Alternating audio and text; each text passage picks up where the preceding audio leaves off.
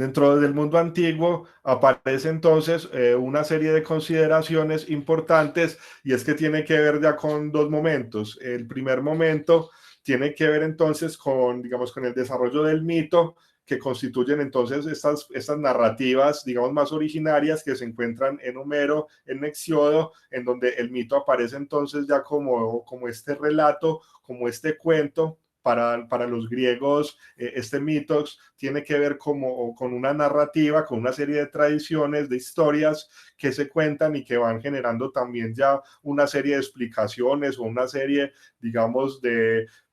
condiciones también de cómo debe entenderse el mundo y cómo deben comportarse los hombres según esta serie de particularidades. Lo que se puede decir entonces como algo general del mito es que el mito ya se pregunta o pone en cuestión de qué es el hombre y cuál es su origen, determinándolo entonces ya en una serie de circunstancias que el mito, digamos, que ya va preestablecido, en donde el hombre simplemente debe cumplir esos roles que se le han asignado desde esta posición mítica. El mito también nos ofrece una explicación del porqué de la vida y de la muerte, entonces, donde aparece entonces el mito como esta respuesta frente a este enigma primitivo. De aquí pues podemos recordar muchas de estas historias, de estas leyendas que se cuentan, por ejemplo, de Homero, de la leyenda de Aquiles, etcétera, en donde ya él aparece también, digamos, sobre como con una conciencia de esas propias circunstancias y asume entonces una forma de vida,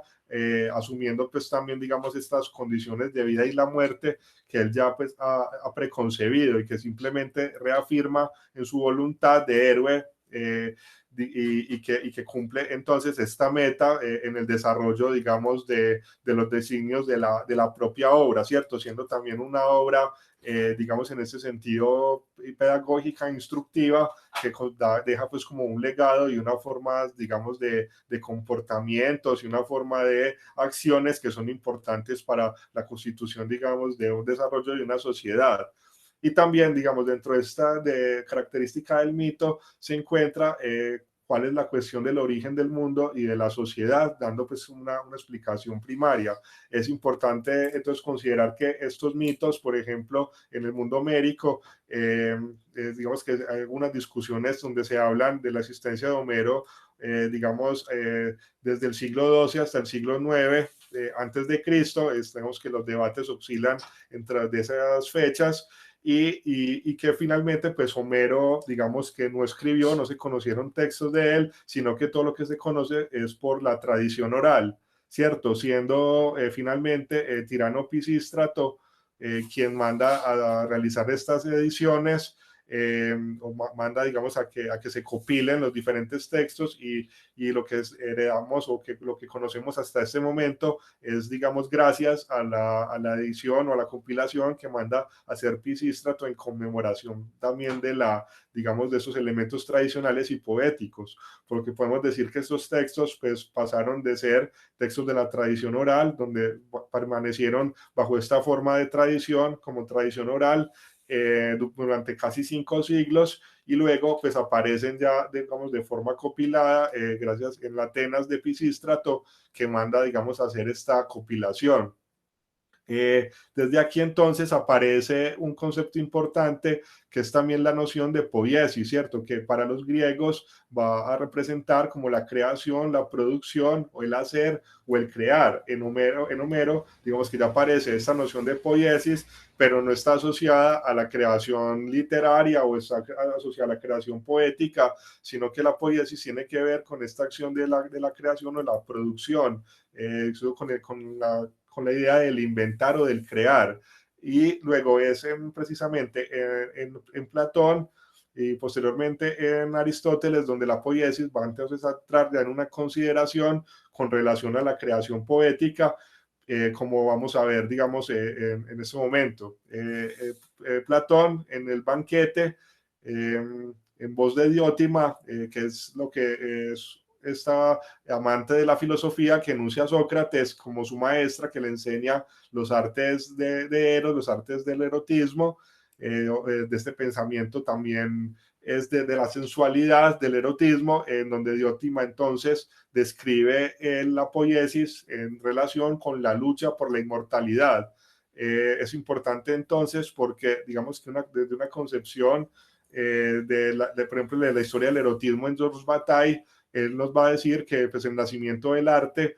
tiene que ver entonces con la relación de esta pulsión erótica que surge ante el miedo por la muerte. Y entonces no se puede dejar de comprender el arte, entonces en esta dimensión de pulsión, en este hacer, en este crear, que lo que intenta, digamos, es evitar o decirle sí a la muerte a partir del favorecimiento de la inmortalidad que permite la creación artística o la creación poética. Diotima entonces y Platón van a seguir desarrollando y van a decir que esta poiesis tiene que ver como una expresión natural y que se presenta a través también de la procreación sexual, es decir, que lo que ellos nos están diciendo es que la poiesis también se expresa desde esta dimensión erótica, en donde ya no aparece simplemente la sexualidad en su dimensión, digamos, más vulgar o corporal, más mundana, sino que aparece también la sexualidad, la procreación sexual, pero en su dimensión erótica, en su dimensión de obra de arte, donde ya se desarrolla, digamos, como una expresión sensual y erótica desarrollada de esta misma poesis, de esta misma creación. Y también tiene que ver entonces la poiesis con esa relación de la ciudad, donde se dice a través de la consecución de la fama heroica. Recordemos entonces cómo, digamos, en el mundo griego, este espacio público, el ágora, era un espacio donde se compartía y se debatía, donde se generaba precisamente lo público y entonces, y también las expresiones poéticas, y era donde, digamos, se podían expresar de esta manera libre y cobraban fama y cobraban reconocimiento según los diferentes espacios y según los diferentes discursos que se iban pronunciando. Y finalmente, Diótima, digamos que Platón nos describe entonces que la poiesis se desarrolla también en el alma mediante el cultivo de la virtud y el conocimiento, que sería lo que se concibe aquí como la autopoiesis, que tiene que ver entonces con esta forma, con esta reconstrucción, con esta, digamos, creación subjetiva de sí mismo, de quien se concibe, por ejemplo, a sí mismo como una obra de arte, como algo que se debe cultivar, como algo que debe ser mejorado y que entonces, digamos, si no encuentra sus raíces en esta noción de poiesis en el mundo antiguo.